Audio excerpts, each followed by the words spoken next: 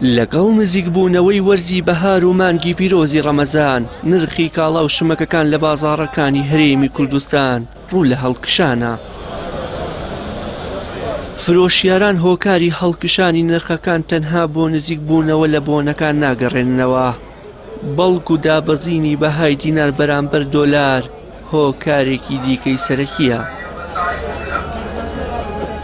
هەموو ئەم هۆکارانە و نەدانی موچەش لە کاتی خۆیدا وایان کردووە خەڵکی کەمترین شت بکڕن و سەرنجیان لەسەر پێداویستیە سەرەکیەکان بێت، ئەوەش بێبازاڕی دروست کردووە. کیلۆی کاوەڕ بە 5 ڕۆبعێ بوو ئێستا بە 6.5. کیلۆی نۆبەن بە 5,000 بوو ئێستا بە 6 ڕۆبعێکە. نەعنی شتەکان نییەکە و ڕوبع چووەتە سەری، لەزەتی نەماوە. قەزیەکان وێگەڕێتەوە بۆ ئەمانە، هیچ کێشەیەکی کە نییە. هەر ئەڵێ نەوتەکە بەرز بووە، گەڵا بەرزە، گەڵاکەش بەرزە سە حدودەکان گیراوە. تۆزێ لەگەڵ تمەنەکە و ئێرانە فەرقی هەیە. سووریەکەی شەهرەمان شێوەیە لەوەوە گومرگە کرێشتەکری تر ئەوەیە کێشەکان. باوەکە خەڵکەمی بە 1250 بازارەوە، یعنی ئەوە خۆی ئەیسەلمێنێک کە پارە نییە. وەزعێکی زۆر ناخۆشە بەڕاستی، یعنی خودی خۆم بە عایلەوانێ، یعنی لە هەوڵام بڕۆم، یعنی بەجێ بێ لە وڵات.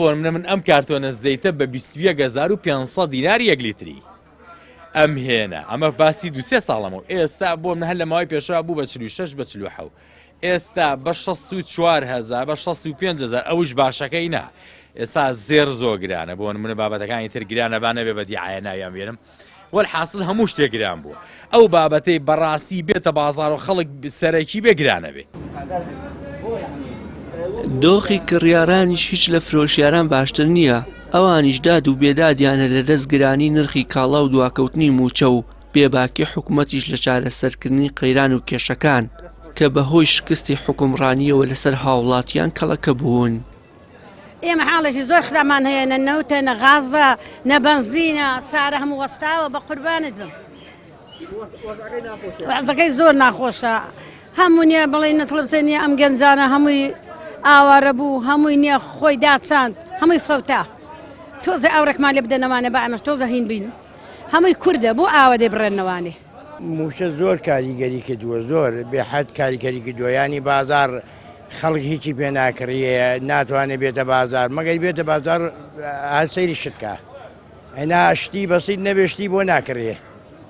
هەراوەڵا شتەکان بەسیت نەبێ، ینی بڵێن وەکو سەبوون و کولێرەوەوانە کە پێویستە مەجبورە کابرا بیکڕێ باچێرێ. ئەنا بۆ تاسیری زۆر کردووە لەسەر خەڵک و لەسەر بازار. بەهۆی قەیرانە کەڵەکە بووەکان و لەسەروی هەمویانەوە قەیرانی دارایی کەمتر هاوڵاتیان ڕوو لە کڕینی جلوبەرگی نوێ و بەتایبەت جلی ڕەسەنی کوردی دەکەن.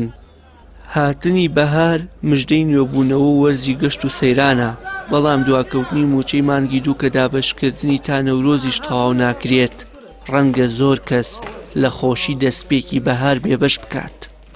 وشیار محەممەد، کەناڵی ئاسمانی پەیام، سلێمانی.